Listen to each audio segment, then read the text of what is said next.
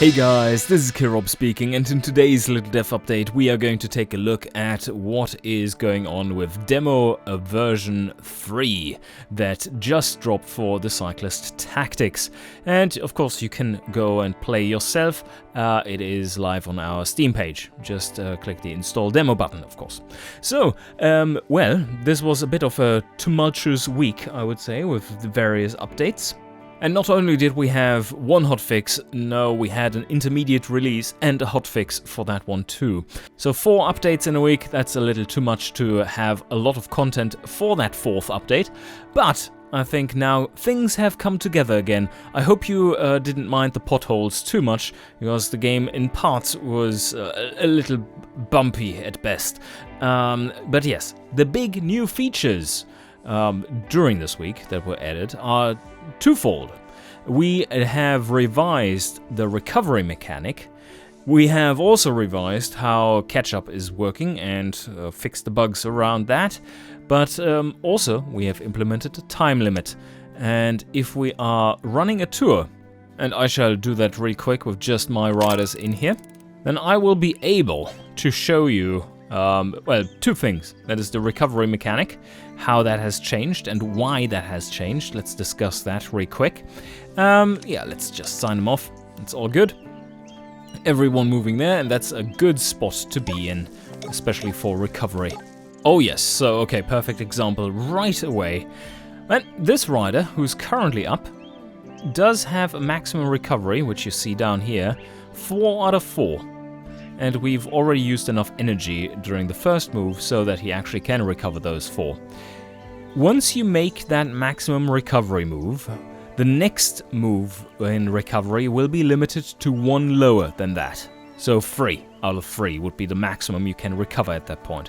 If you choose to now recover just 3 out of 4, the limit would not go down. This works very similar to how attack per turn is working, as in the maximum decreases as you use your maximum.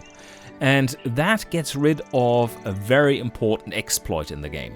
And that was that during tours you would be able to rest during the last little bit of the race of each stage, basically up to full energy. This is basically impossible now, because while this one is capped to staying at 1, this means that you will have to make, in order to recover a lot of energy, you will have to make moves that are 1 short of your maximum recovery move. And this means that no longer in this case, you wouldn't be able to go just 1 node, 1 node, 1 node, 1 node and recover 4, 4, 4, 4, 4, but you would have to move to like here or there in order to just recover 3. This speeds up the non-exploitable way of playing the game like this, and that means that the results will be much more realistic and it will feel more realistic too. Speeds things up a lot. Yes, so that is great, but there's another thing that you might be saying that, well, Kirob, that doesn't really matter, because well, you can still move 1, 1, 1, 1, 1, and for every node you move like this, you get 1 back. So, where's the problem? The time limit is the problem, which also was implemented this week, was it? I think so, yes. Yes, yeah, we just implemented that, yes. So, time limit is come to the Cyclist, and that is, of course, active only in stage races. And that one moves at a speed that is determined by the type of race and by the league it is in. In amateur, it moves at 3 movement points distance and doesn't do any move optimization whatsoever. So it would move from here, 3 points, bam, to there, and then 3 points, 1, 2, 3, to there, and then gets 14 and speeds along like this. In Pro Tour, they are, I think, at +2 or +3. Currently, so free movement and then adds always +2 to that and moves that pace. So that's the way we have the time limit naturally adapt to how difficult the stage is. If you have a mostly uphill race, well then the time limit will be a lot slower. But yeah, let's go ahead with Baroudeur and he has the climber guy has a maximum 4 out of 5. Oh, that's an interesting one. That is an interesting one. Why can't he recover 5? Well, simple answer. Because he has not lost 5. So let's compare them. So we had 4 and 5. And then 4 out of 4, 3 out of 3. Okay. So next turn, we should then see that these actually have dropped. And we shall see that in the next movement phase. Alright, there you go. 3 out of 3. And here we still have 0 out of 5 for this one. So yes, we can't recover anymore. And then we have 3 there, who was at 4. And then we have a maximum recovery of 2. And we are going to hit that again for this rider. So that very much limits the amounts that you can recover overall during a stage, and even more so, it makes it very tactical.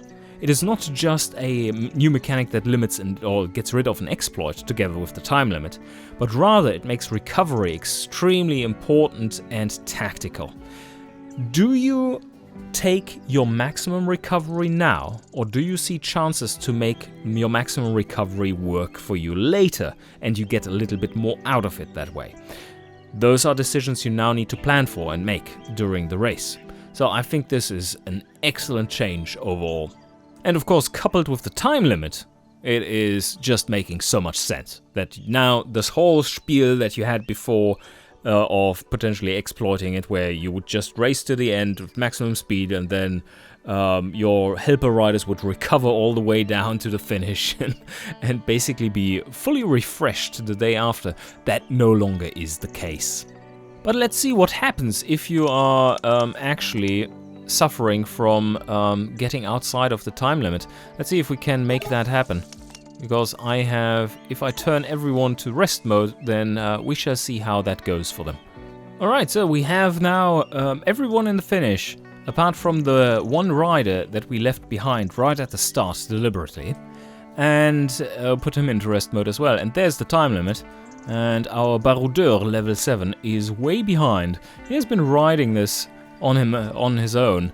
He's still at a very good level of energy, but that won't help him.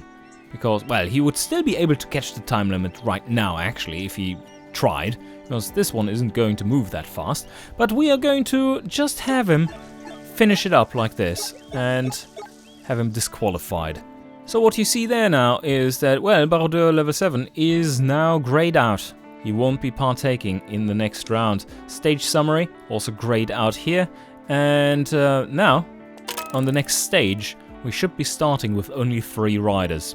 And there we go, he's gone. Poor bastard. Anyway, those are the 2 new big features that we have this week, apart from, of course, plenty of fixes that were mostly made during the week, but also in this little patch that has just dropped. And I hope we are now back to higher quality roads, where the game is a lot more playable. Lots of crashes have been resolved as well, so if you were suffering from those issues and have put down the game for a while now, pick it up again and see how it plays now that those issues have been resolved. This coming week we are going to focus on mostly AI stuff. That's the big focus. That doesn't mean that we are not doing other things like fixing things and UI tweaks and so on.